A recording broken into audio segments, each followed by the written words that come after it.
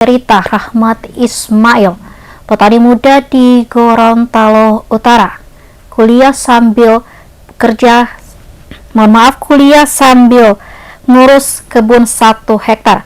Berikut informasi selengkapnya. Cerita Rahmat Ismail jadi petani muda di Gorontalo Utara, kuliah sambil ngurus 1 hektar kebun. Di tengah hiruk pikuk kehidupan modern, masih ada sosok muda yang gigih mempertahankan tradisi bertani.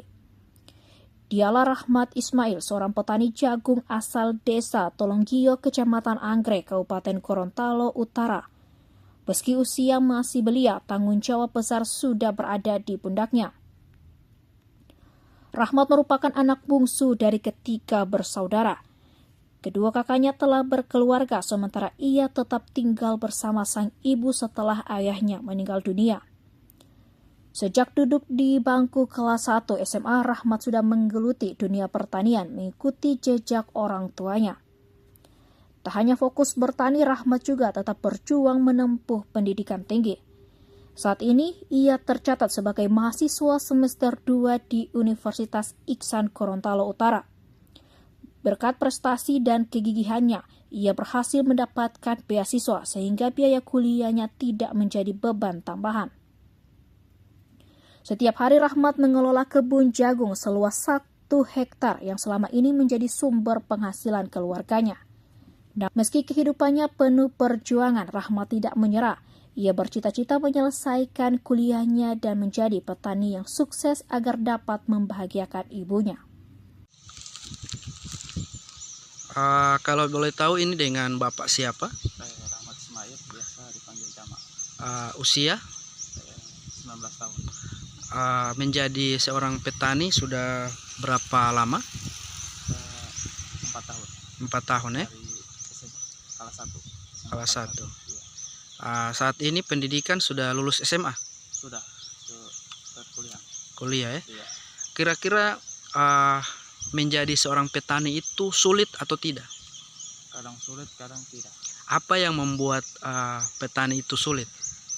Itu terkadang cuaca kayak kemarau atau musim hujan. Kalau musim hujan itu terkadang banjir.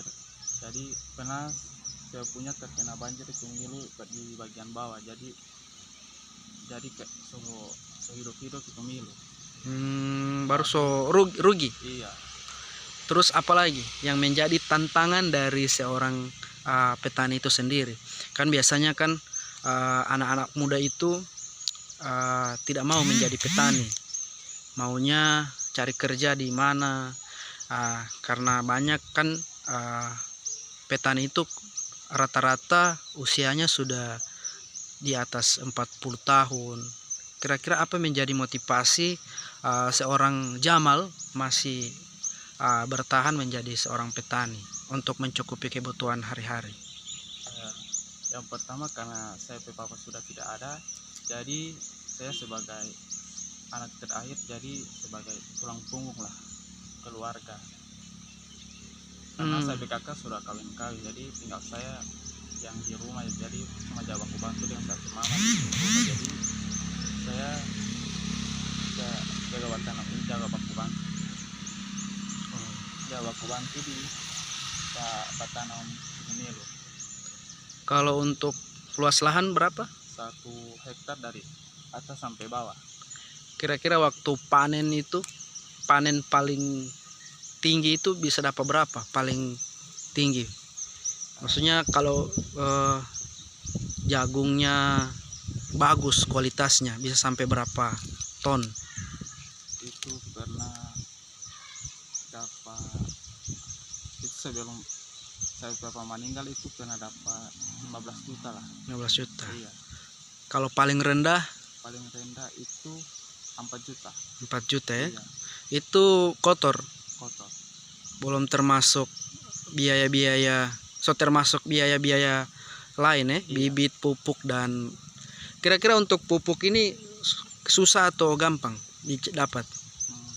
Kayaknya tidak susah karena saya mama termasuk di kelompok petani, jadi gampang bisa membeli pupuk.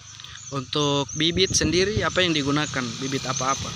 Karena aja pakai bibit NK 212, karena pakai